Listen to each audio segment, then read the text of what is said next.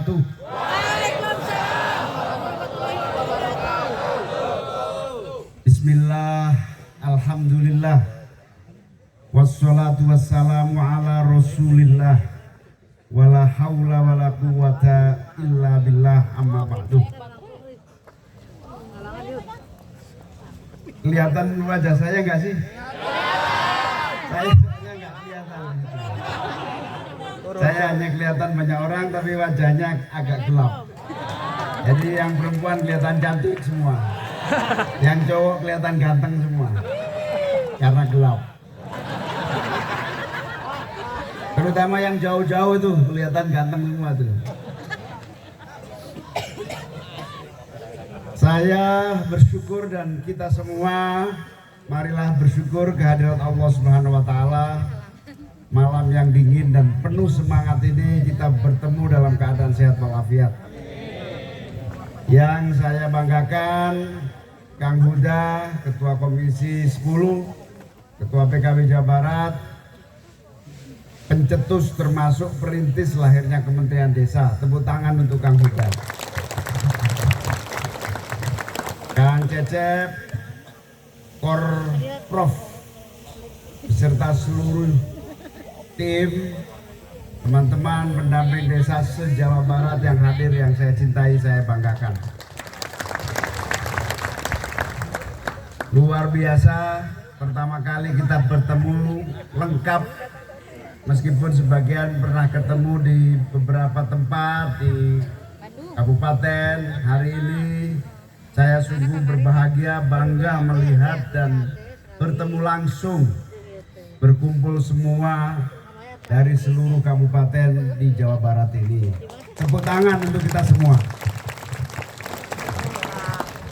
Insya Allah pertemuan ini katanya 2 hari ya di sini ya.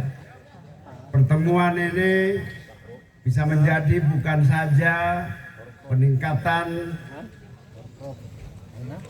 soliditas di antara kita, menguatkan barisan di antara kita, menguatkan satu sama lain di antara kita.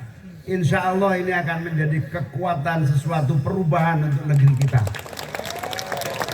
Kekuatan untuk perubahan Jawa Barat yang lebih baik. Kekuatan perubahan terutama untuk pembangunan desa di mana-mana. Saya senang sekali mendengarkan sambutan sahabat Huda. Salah satu poin penting adalah kesadaran bahwa kita ini kekuatan politik. Tidak akan ada Kementerian Desa tanpa kekuatan politik. Tidak akan ada reformasi tanpa kekuatan politik. Makanya saya ingin jadi presiden agar kita punya kekuatan politik merubah keadaan menjadi lebih sempurna dan lebih baik lagi. Amin.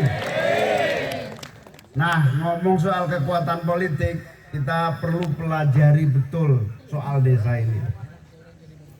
Dulu sebelum reformasi, desa juga mendapatkan perhatian dari Pak Harto. Tapi perhatiannya sekedar simbol-simbol instruktif dari pusat yang berbentuk penyeragaman. Akhirnya sia-sia, rontok, berantakan, tidak jadi apa-apa. Meskipun di setiap desa ada KUD, ada semacam-macam, LKMD, tapi rontok. Suatu hari ada sebuah lembaga LSM namanya Bina Desa. Dari Bina Desa ini muncul kajian-kajian yang mendalam soal pembangunan desa, berbagai pendekatan dan caranya. Tokoh-tokoh yang bergabung dan membesarkan tidak main-main. Semua intelektual, pemikir, aktivis, pejuang. Salah satunya adalah Ki Haji Abdurrahman Wahid. Bina Desa ini banyak sekali tokoh-tokoh besar yang akhirnya mau tidak mau berjuang di politik. Karena pikiran, gagasan hanya akan menjadi cerita, dongeng, catatan-catatan kalau tidak diperjuangkan. Lalu kita bersama melahirkan yang disebut tuntutan demokrasi. Tuntutan demokrasi melahirkan sistem pemerintahan baru dengan cara kerja baru. Zaman Pak Harto cara kerjanya dari atas ke bawah. Diharapkan atas maju, bawah nanti akan terangkat maju karena di atas sudah maju. Trickle down effect, efek dari pembangunan pusat, konglomerasi di tingkat pusat, ekonominya baik, kemudian mendongkrak yang bawah yang di desa. Yang terjadi apa? Yang di atas makmur ada konglomerat, Lim Swee Lyong, siapa lagi waktu itu?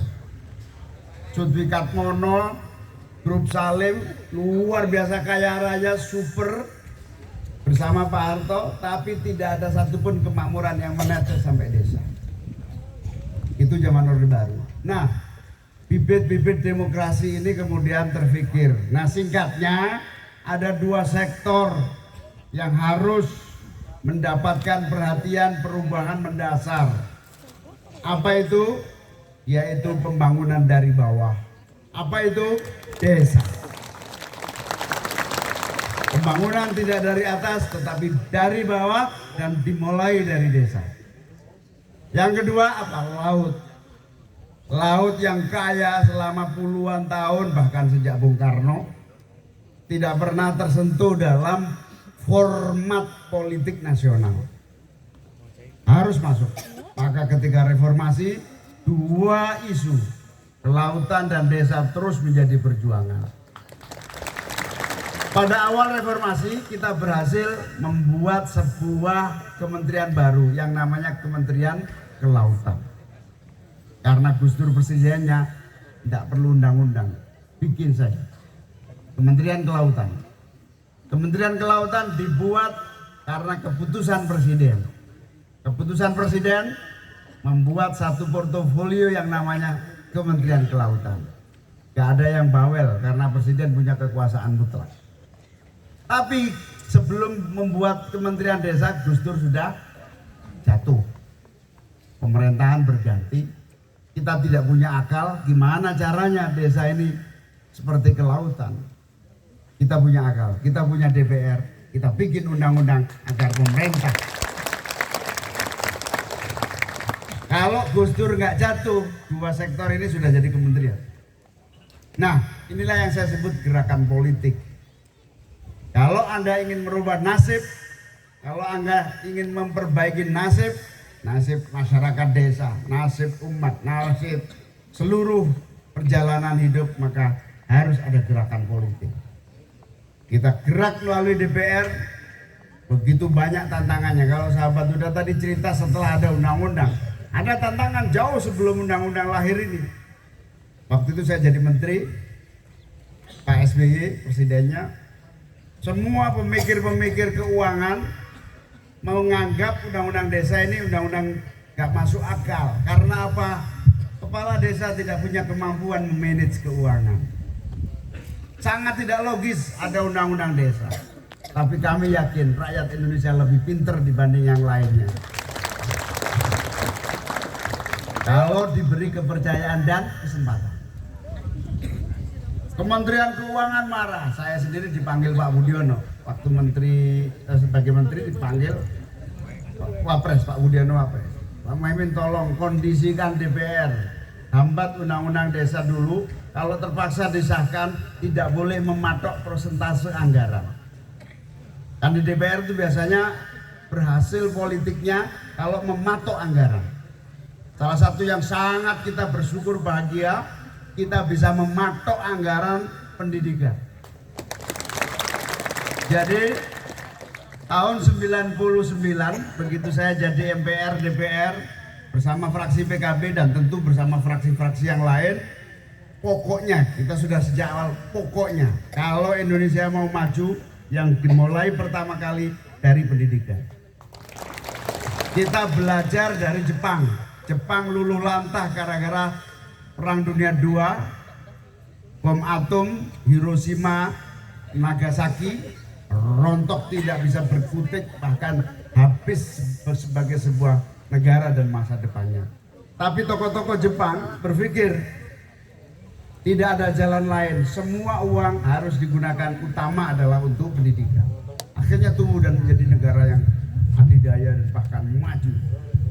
Kita bertekad waktu itu, pokoknya pendidikan. Akhirnya apa? Kita masukkan pasal pendidikan di dalam Undang-Undang Dasar 45. Para ahli anggaran ngomel semua. Ini partai politik, ini politisi memaksakan kehendak. Yang namanya anggaran adanya di undang-undang, bukan di Undang-Undang Dasar. Kami bertekad. Pendidikan nomor 1 kalau di undang-undang nanti dirubah sesuai selera penguasa yang sedang berkuasa. Tapi kalau undang-undang dasar, siapapun yang berkuasa taat bahwa pendidikan menjadi prioritas. Akhirnya apa? 20% APBN harus untuk pendidikan. Semua marah-marah yang ahli yang silahkan marah, kekuasaan ada di DPR untuk membuat undang-undang waktu. Akhirnya kita buat dan alhamdulillah kita lihat sejak reformasi 99 hingga hari ini pendidikan relatif jauh lebih baik di tanah air kita. Jauh lebih baik karena anggarannya berlimpah. Meskipun masih ada yang bersifat semu. Oke, itu proses. Begitu juga ketika kita membuat undang-undang desa, seluruh ahli-ahli anggaran marah. Mana mungkin kepala desa bisa diserahin uang? Mana mungkin kepala desa bisa mengatasi mekanisme? Mereka semua tidak percaya. Kita cuma yakin, beri kesempatan, beri waktu untuk belajar, beri waktu. Nah, satu-satunya cara harus ada pendamping desa yang bisa mengawasi dan menjadi. Waktu itu saya ingat, harapannya bukan sekedar mengawasi dan memfasilitasi atau membantu, tetapi juga sekaligus memotivasi, menakut-nakuti juga.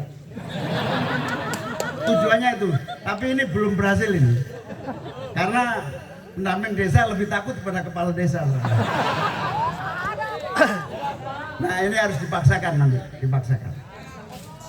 Nah, itu filosofinya, itu ceritanya supaya kalian semua tahu bahwa yang kalian pilih hari ini adalah kemuliaan untuk pembangunan dan perbaikan bangsa. Bukan sekedar kemuliaan untuk desa, bukan. Tapi untuk cara kerja pembangunan yang benar. Uang negara tidak harus habis di atas, tetapi justru harus habis untuk rakyat di paling bawah. Pendidikan desa, ini prioritas. Alhamdulillah, ini sudah berapa tahun sejak kementerian ini lahir? Kira-kira berapa ini? 7 tahun. Bu Sri Mulyani Menteri Keuangan yang dulu sinis terhadap Kementerian Desa dan kemampuan kepala desa saat pandemi COVID menyaksikan bahwa dana desa mampu menolong ekonomi desa dan problem yang paling dasar. Waktu itu kalau nggak salah BLT dana desa. Baru setelah itu memang harus ada pandemi dulu orang supaya yakin. Oh, jotos saya. Yakin nunggu pandemi dulu. Alhamdulillah terakhir Bu Sri Mulyani dan Kementerian Keuangan mulai yakin bahwa kepala desa akhirnya mampu dan sanggup menggunakan anggaran negara, mampu dan sanggup. Tapi saya kaget, beberapa waktu yang lalu saya mengumpulkan beberapa kepala desa untuk bahan evaluasi. Saya kaget. Sekarang ini kan rata-rata 1,1 lah ya, nggak ada yang sampai 2. Saya tanya itu kepala desa, Pak, Bu, kepala desa, anggaran sekarang 1 digit, baru 1, kasih tahu saya berapa kemampuan Anda untuk mengelola dana maksimum yang kamu mampu. Sebut aja, maksimal kamu mampu, sebut bebas. Siapa tahu saya jadi presiden sehingga saya tahu berapa. Saya sebut gitu. Ternyata kecil. Paling tinggi kemampuannya dari sekian kepala desa yang saya kumpulkan, paling tinggi hanya 8 M. Paling tinggi sudah. Loh, kalau 8 M nggak usah merubah undang-undang. Ya cukup Menteri Keuangan punya keputusan politik yang tepat, 8M sangat kecil bagi sebuah anggaran untuk pembangunan dari desa. Apalagi kalau Pak Cecep, Pak Huda tadi bilang soal pendamping desa yang penting tidak disadari. Tenang aja, belum banyak yang memahami pentingnya pendamping desa. Tapi tenang aja, tidak ada masalah, tenang, ini proses. Nah kalau sekedar menaikkan sedikit atau menaikkan sistematis dari pendamping desa itu sangat vital seiring dengan kenaikan anggaran yang harus diawasi dan didampingi. Karena itu cuma 8 miliar, sekarang ini sekitar berapa? Total cuma 78. Negara ini untuk sebuah strategi pembangunan yang tepat dari bawah, bukan pembangunan dari atas. Ya saya sama Udap sudah tahu lah, kalau pembangunan lewat kementerian itu uangnya mulut nggak nyampe desa. Pertanggungjawabannya itu sudah menghabiskan uang. Itu baru pertanggungjawaban. Belum. Jadi kalau uang 100 turun ke bawah itu paling banter 30. Berarti 70-nya untuk pertanggungjawaban. Tanda tangan ini urus ini. Ujungnya sampai ujung cuma 30. Kalau ini turun desa langsung 100% langsung di rakyat. Nah ini loh cita-cita kita, ini loh kemauan kita, ini loh kesungguhan kita, bukan untuk kita, kesungguhan kita untuk merubah nasib bangsa ini menjadi cepat lebih baik. Bukan nasib Muhaimin Iskandar, bukan nasib pendamping desa, bukan nasib PKB, bukan. Yang kita perjuangkan adalah cara kerja pembangunan yang benar agar negeri ini cepat maju, agar negeri ini cepat tumbuh. Tahu nggak ketika krisis ekonomi? Atas kelempangan nggak mampu, justru yang di bawah yang bisa nahan. Kemarin 2 tahun pandemi semua sektor rontok, hanya pertanian yang punya daya tahan kuat. Dan itu desa. Kalau ide Pak udah soal Kementerian Desa harus bertahan, Kementerian Desa itu terlalu sederhana.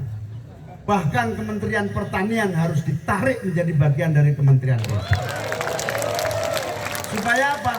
Supaya clear apa yang menjadi kebutuhan desa tertangani secara sistematis sesuai dengan kebutuhan desa. Jangan kayak sekarang, alat-alat pertanian diatur oleh Kementerian Pertanian, begitu dibelikan alat di bawah nggak kepake. Nggak kepake. Yaitu tadi 100 muter, yang penting ada 30. Nah alat yang dibeli ya nggak cocok dengan kebutuhan. Ada yang bisa tepat guna, teknologinya tepat guna, murah meriah, efektif, berguna. Sehingga bisa menjadi banyak, 100 juta, 100 M sangat banyak menjadi program. Kalau dari atas, kalau toh sampai ke bawah ada sesuai dengan kebutuhan, kualitasnya rendah. Ya gimana 70 untuk administrasi, 30 untuk barang, pasti rendah. Nggak sampai setahun pasti sudah rontok alat-alat itu. Ini salah satu bukti. Dengan semua sektor yang terkait di desa dikonsentrasikan dalam satu titik kepemimpinan, insya Allah 100 akan sampai di desa 100 juga. Oleh karena itu teman-teman semua, menjadi perjuangan politik kita ini perjuangan yang tidak sepele, perjuangan yang benar-benar sungguh-sungguh mengatasi cara kerja pembangunan. Orang-orang itu dibilangin udah pada nggak percaya, kalau nggak percaya sudah saya aja yang mimpin agar bisa benar. Kalau cukup dikasih tahu percaya, kayak Bu Sri Mulyani 7 tahun baru bisa percaya. Lamaan. Keburu bangkrut ini negara. Oleh karena itu saya setuju, Kang Huda. Yang kita lakukan hari ini adalah yang kita lakukan semua ini adalah perjuangan politik. Anda semua harus menjadi kekuatan politik. Karena kalau enggak kita ya tidak terlalu bermanfaat. Ya bermanfaat tapi ya begitu-begitu aja. Jadi kita robah nasib kita robah nasib desa, kita robah cara pembangunan kita robah keadaan menjadi lebih mulia. Kira-kira begitu. Nah, ini yakinkan kepada rakyat. Sehingga kalau suatu hari kita berjuang, rakyat tahu, rakyat mengerti itu perjuangan mulia, kita dukung. Kita dukung. Kadang-kadang salah paham, yang kita perjuangkan pada nggak paham, yang didukung lain. Gitu. Dia nggak tahu, yang didukung yang aktingnya bagus, yang didukung yang gimmick-gimmicknya, bukan yang substansinya. Tapi itu proses pendewasaan politik. Itu yang harus kita, makanya disebut perjuangan politik, karena meyakinkan orang. Yang didukung adalah yang kelihatannya pakai dasi terus gitu. Yang kelihatannya apa? Necis. Itulah persepsi publik. Maka perjuangan politik adalah termasuk merubah persepsi publik yang benar untuk Indonesia. Yang baik untuk Indonesia, bukan untuk pribadi-pribadi dan orang per orang. Nah, ini banyak perjuangan politik, banyak kendalanya di situ. Yang rakyat kadang-kadang percaya adalah yang muncul viral di TikTok misalnya, atau yang berpakaian klimis, ganteng, gagah, itu yang benar, tapi tidak tahu substansinya. Jadi Pak Uto jangan punya cita-cita jadi gubernur. Kenapa? Nanti kalau saya jadi presiden, gubernur nggak ada. Nggak ada. Karena gubernur nggak efektif. Gubernur itu hanya salah satu saja dari banyaknya anggaran yang kemana-mana. Uang bisa langsung ke bawah, kok ngapain lewat gubernur segala? Dia paling dari menteri langsung desa, menteri langsung kabupaten. Jadi pilkada langsung itu hanya dua nanti, presiden sama pemerintah daerah. Ya sama desa lah kalau masih diperlukan. Lah gubernur ini apa gunanya, juga nggak ada. Jangan bercita-cita jadi gubernur. Nanti kita hapus itu semua gubernur. Nambahin beban anggaran itu. Jadi pendamping desa Pak. Nah, lawang anggaran itu bisa langsung kok. Ngapain lewat gubernur gitu? Gubernur mungkin hanya kita kalau tetap ada administrasi gubernur setingkat direktur di Kementerian Dalam Negeri.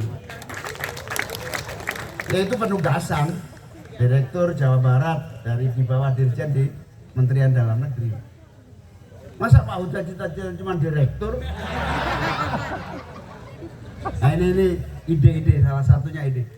Tapi ide intinya adalah uang negara tidak boleh nyangkut kemana-mana. Uang negara harus langsung ke rakyat dan dinikmati. Idenya di situ. Idenya di situ.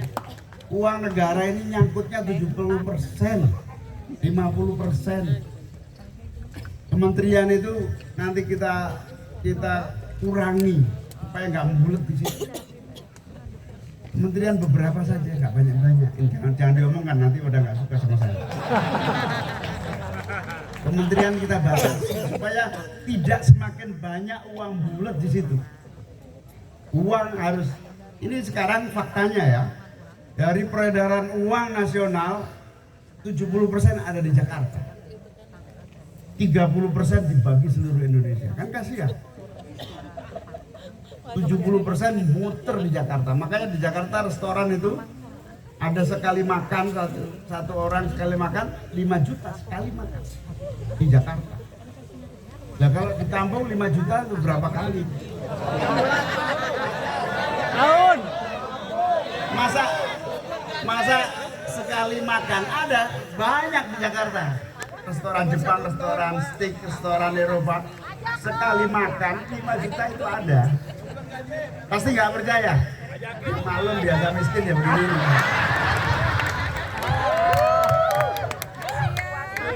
Jadi Pak Huda itu sering ketemu restoran. Saya pernah nyoba, saya ditraktir orang. Sering lah. Enak sekali. Namanya juga gratis. Oh, saya langsung ngajak, enak sekali. Berapa? Besok saya ke situ. Minggu depan saya ulangi. Begitu saya ulangi harganya gila. Maklum orang desa.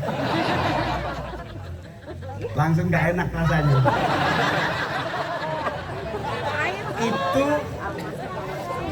Nah kalau di kampung bisa kawin itu 5 juta. Bukan hanya makan 5 juta sak kawin-kawinnya. Minimal uang muka gedungnya lah. Uang muka gedungnya.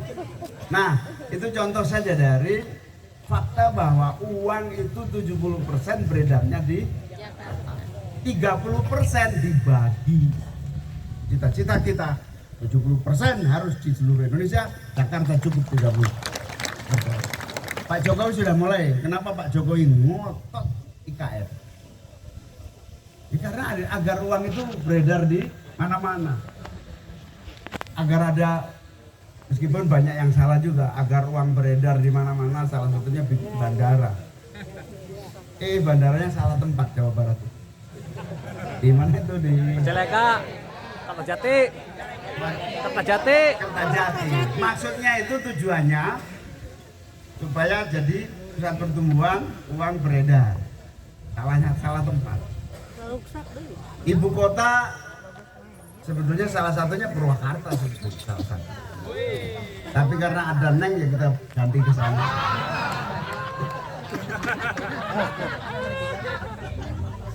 Teman-teman sekalian, itulah kira-kira prinsip filosofisnya adalah kita ini sedang merubah cara kerja pembangunan, itu intinya.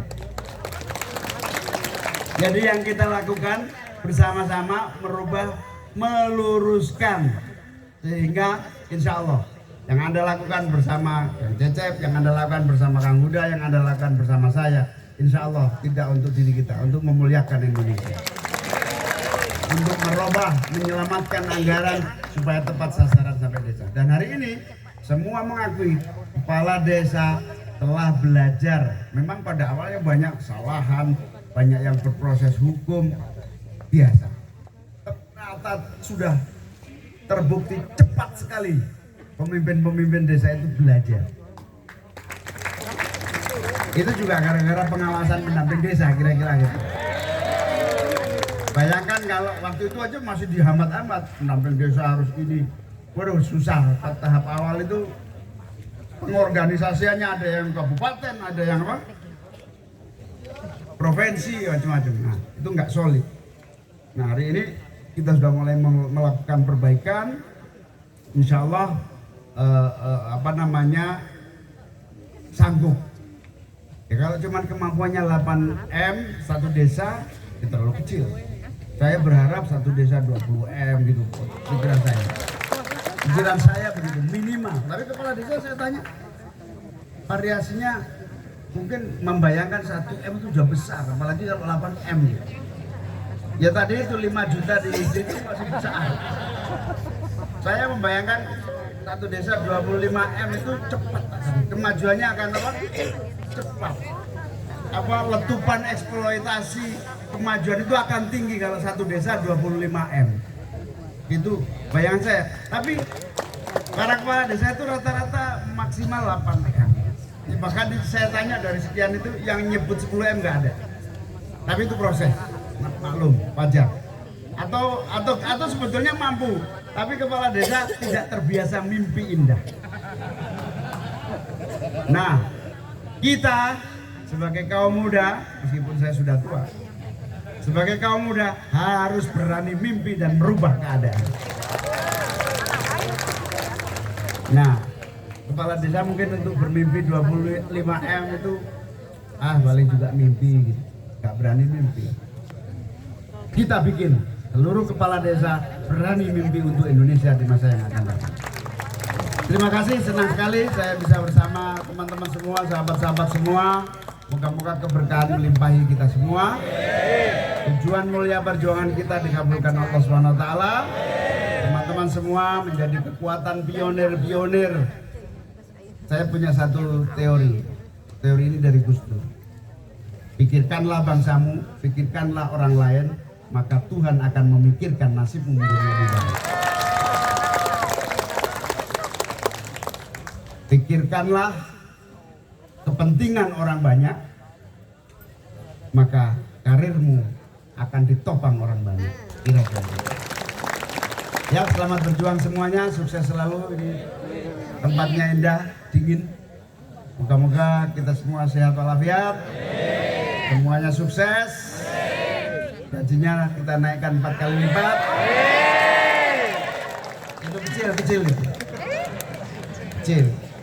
Apalagi kalau Menteri Keuangannya saya itu. Maksudnya saya bisa nunjuk. Kalau Menteri Keuangan nggak perlu ahli keuangan, saudara. Menteri Keuangan nggak perlu ahli keuangan. Menteri Keuangan punya komitmen dan kepedulian. Gitu. Wallahu muwaffiq ila aqwamit thoriq. Assalamualaikum warahmatullahi wabarakatuh.